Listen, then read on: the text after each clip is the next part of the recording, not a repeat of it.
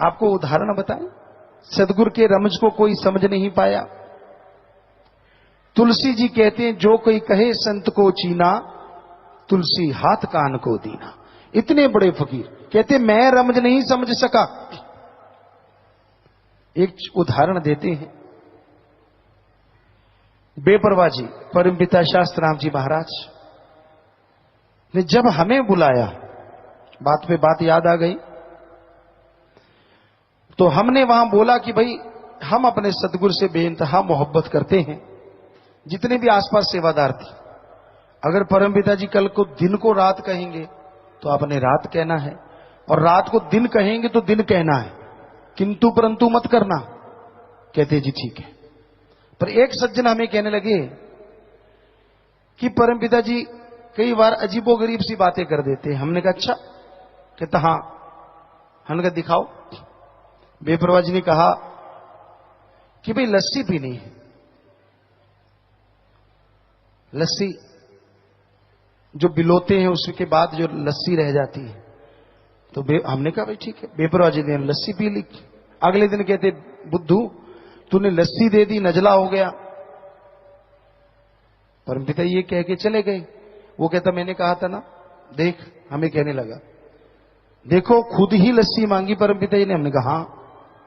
कहता अब वो मुझे लड़ रहे हैं कि भी तूने लस्सी क्यों दी, हमें नजला हो गया। हमने कहा मूर्ख, तू क्या समझे सतगुरु की रमज। वो जो तूने तेरे हाथ से लस्सी दी, पता नहीं तेरे पहाड़ जैसे कितने कर्म को सतगुरु ने डांट के खत्म कर दिया, अपने पे लेके अपना नजला लेके खत्म कर दिया, तू क्या जाने। और बेपरवाह जी ने ये बात सुनी, कहने लगे तेरे जैसा मुरीदी नहीं तो मिला हमें। चक्कर तो यही है जो इतनी रमज समझ सके।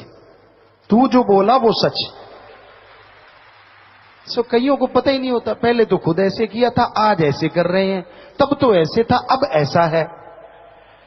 अरे मत पड़ो अकल के फेर में। सतगुरु अपने वचन को जब चाहे बदल सकता है, भगवान भी उसको नहीं बदल सकता। ये पवित्र ग्रंथों में लिखा हुआ है कि फकीर चाहे तो बदल दे अपने वचन को। कहते हैं भगवान की बांधी गुरु छुड़ाए, पर गुरु की बांधी कौन छुड़ाए।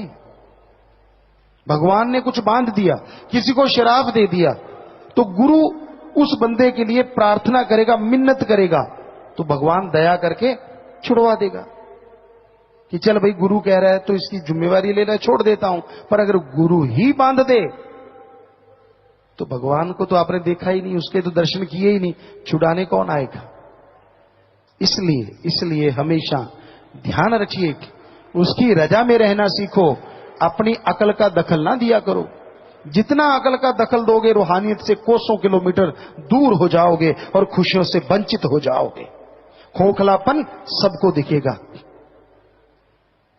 होता कई बार हमने सुना है, पिताजी ने पहले तो ये किया था, अब ये कर रहे हैं, उस बार ये, इस बार ये, फलां टाइम वो।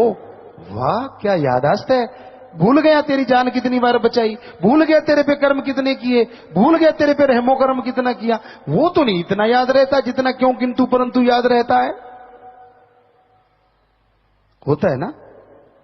फकीर कभी वैसे नहीं कहते, जो दुनिया में चल रहा होता है वही बात कहते हैं, और जो सुन के समझ जाते हैं, मान लेते हैं और आगे से तौबा कर देते हैं, फिर भी रहमतें मिलती हैं। वरना खुद ही में कुछ नहीं होता। तो फिर वो लकड़ी वाली बात हो जाती है। कहते हैं खजूर की लकड़ी ऊपर को रहती है, और वेदों में, आयुर्वेदा में लिखा है उसकी लकड़ी की आग से जो दवाइयां बनाई जाएं वो बहुत ही अच्छी होती है। उसकी आग एक रस एक टाइप की रहती है। तो उसके बारे में एक शेर हम बोला करते हैं कि वो ऐसे रही, लकड़ी जल कोयला भई और कोयला जल भयो राख, कि उसका तो पीछा छूट गया। मैं खुदी में इंसान ऐसा जलो, यानी मैं ईर्ष्या में, मैं ईर्ष्या में इंसान ऐसा जलो, कोयला भयो न राख। इंसान जब अपनी अकड़ पे आ जाता है ना, एक कहावत है, बिगड़ा मन गुरु का ना पीर का। उसे अपने सदगुरु की कोई बात अच्छी नहीं लगती, उसमें क्यों, किंतु, परंतु, ये नहीं, वो नहीं, फला नहीं, ढींकड़ नहीं, और अपने आप को वो गुरु से बड़ा बना लेता है। भूल जाता है वो तमाम चीजें जब छोटा होके हासिल की थी। भूल जाता वो ऐशो आराम जब छोटा बना था तभी मिली थी। भूल जाता है उसका रहमो करम जब वो छोटा था। जब छोटा का मतलब उम्र में छोटा नहीं, जब कहता था मेरा सतगुरु वाह, वो तो गलत कह ही नहीं सकता, वो तो गलत कर ही नहीं सकता। जब उस रूप में छोटा था तो सारी रहमतें लूट ली, और जब अहंकार में आया तो फुल स्टॉप लग गया। खुद ही मत कीजिए, वो अल्लाह वाहिगुरु दया का भंडार है। हमने तो उससे मांगना है, और राम से, अल्लाह सतगुरु मौला से जितना मांगते जाओगे उतना पाते जाओगे। हजारों उदाहरण होते हैं। कई बार पीर फकीर गुस्से में भी कुछ कह देते हैं। कबीर साहब ने ऐसे नहीं लिखा, संतों का क्रोध भी दाती होता है, दुनियादारी का प्यार भी घाती होता है। कई बेवकूफ होते हैं, वो कहते हैं ना, किसी की सब्जी नीचे की गिर गई, कहते बेशर्मा दी डुल गई दाल, कहना थल्ले ही खावांगे। कई बचपन से ऐसे होते हैं बेवकूफ टाइप, दूसरे उनको इस्तेमाल करते रहते हैं, करते रहते हैं, करते रहते हैं। वो उनके इस्तेमाल में आते रहते हैं, उनका काम करते रहते हैं, और उनको मजा होता है, यार अच्छा बेवकूफ बनाया। यानी बचपन से ही चलता है उनके साथ। वो बेवकूफ थे, बेवकूफ बने ही रहते, कभी बदलते नहीं। ऐसा हमने देखा है। कितनी भी रहमतें हो जाएं, वो तो उसको बुला सकते हैं, लेकिन अपनी बेवकूफी कभी नहीं छोड़ते, अपनी अकल का इस्तेमाल नहीं लाते। तो फिर लाई लग ना होवे, करवाड़ा ते चंदरा गमांड ना हो। जो किसी की उंगली पे चलते हैं, ऐसा नहीं होना चाहिए। अपना दिमाग का इस्तेमाल भी करना चाहिए। मालिक ने जो खोपड़ा दिया, इसके अंदर बहुत बड़ा खजाना दिया है। ये दूसरों के इशारे पे नाचने के लिए नहीं, दूसरों के इशारे पे बंदर नाचते हैं। आप बंदर हो, मदारी नचाता है उनको। दूसरों के इशारे पे पशु पक्षी परिंदे नाचते हैं, कठपुतलियां नाचती हैं। आप तो इंसान हो, कभी तो अपने दिमाग का इस्तेमाल किया करो। परमात्मा ने जो रहमत की है, कभी तो उसका इस्तेमाल किया करो। रूहानियत के रास्ते पे चलना कोई मामूली बात नहीं। इसमें आदमी की काम वासना, क्रोध, लोभ, मोह, अहंकार, मन और माया, 7 बैरी बुरी तरह से घेर लेते हैं। और कोई सतगुरु पे दृढ़ यकीन करे, कोई राम नाम का सुमरण करे, 3 सातों का फंदा ढीला हो सकता है। अदरवाइज ये 7 का फंदा इतना टाइट है, इतना कसावट वाला है कि कोई सोच भी नहीं सकता। इसलिए हे भक्तजनों, परमपिता परमात्मा का नाम लिया करो, उसकी भक्ति किया करो।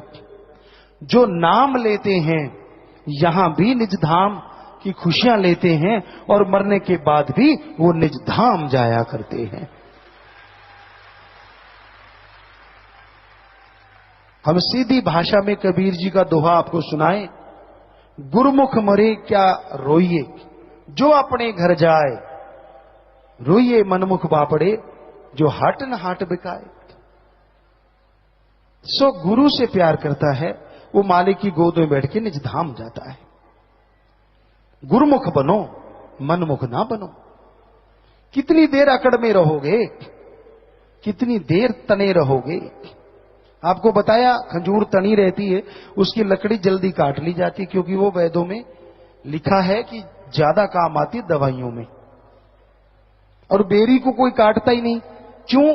उसकी लकड़ी काम की नहीं होती। पर आपको पता है, गरीबों में बेरी के जो फल होते हैं वो सेब संतरों से भी ज्यादा विटामिन वाले होते हैं। और वो झुकी रहती है बेचारी, ना उसकी लकड़ी काम की, पर उसमें फल लगता है बहुत ज्यादा, इसलिए लोग काटते ही नहीं उसको। या लकड़ी काम आएगी नहीं, और जीती है तो ये बच्चों के भी काम आएगी। तो इसलिए अकड़ो मत, खुद ही मत करो, और अपने दिमाग का इस्तेमाल करके अच्छे कर्म करो। हम नहीं कहते आपका रास्ता कैसा है, आपका दोस्त कैसा है, आपका संगी साथी जीवन साथी कैसा है, पर बुद्धि विवेक से तो काम लो। आपका सदगुरु कैसा है, क्या उसने आपकी गरज पूरी नहीं की? अजी ऐसी पूरी की जो आप कल्पना भी नहीं कर सकते। क्या आप जिंदगी कहीं से ला सकते हो? क्या भयानक बीमारी जिससे डॉक्टर लाइलाज कह दें, क्या अपनी अकल से या अपने उन यार दोस्त चमचे वालों से ठीक करवा सकते थे? तो फिर चमचागिरी नहीं छोड़ी, सदगुरु को छोड़ रखा है। समय का क्या पता, आने वाले समय में कैसी करवट ले, क्या होने वाला है। फिर क्या करोगे? क्या जिनकी चमचागिरी कर रहे हो वो बचाएंगे?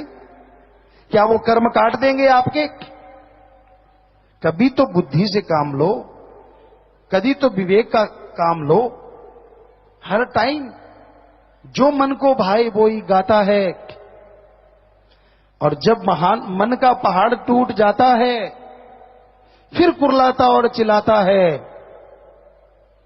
फिर बचाने कोई संगी साथी रिश्तेदार नहीं आता है।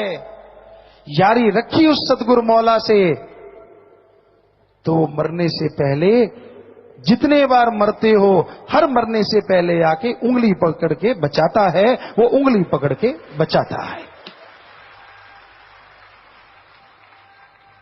सो उससे यारी रखो ना, जो दोनों जहान का यार है। वो अल्लाह वाहिगुरु राम सतगुरु मौला है। वो नहीं छोड़ेगा, दुनिया कुछ भी बोले, उसने जिसका एक बार हाथ पकड़ लिया वो नहीं छोड़ता, नहीं छोड़ता, नहीं छोड़ता। आप लाख हाथ झटको, आप लाख हाथ छुड़ाओ, वो नहीं छोड़ता।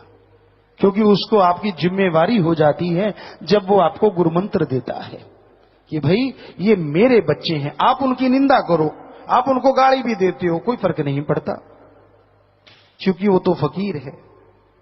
फकीर की इज्जत इसी में होती है कि वो परमपिता परमात्मा के गुण गाता है।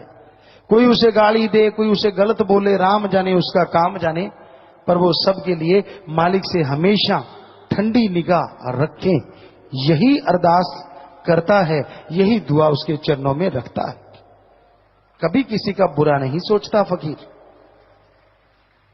हालांकि उनका बुरा सोचने वालों की कमी नहीं होती। कामादे आके टके नहीं मरते। जिस सतगुरु मौला जिस दिए को रोशन कर दें, अरे काल तूफानों में क्या ताकत, उसकी लौ को डगमगा भी सके बुझाना तो दूर की बात है।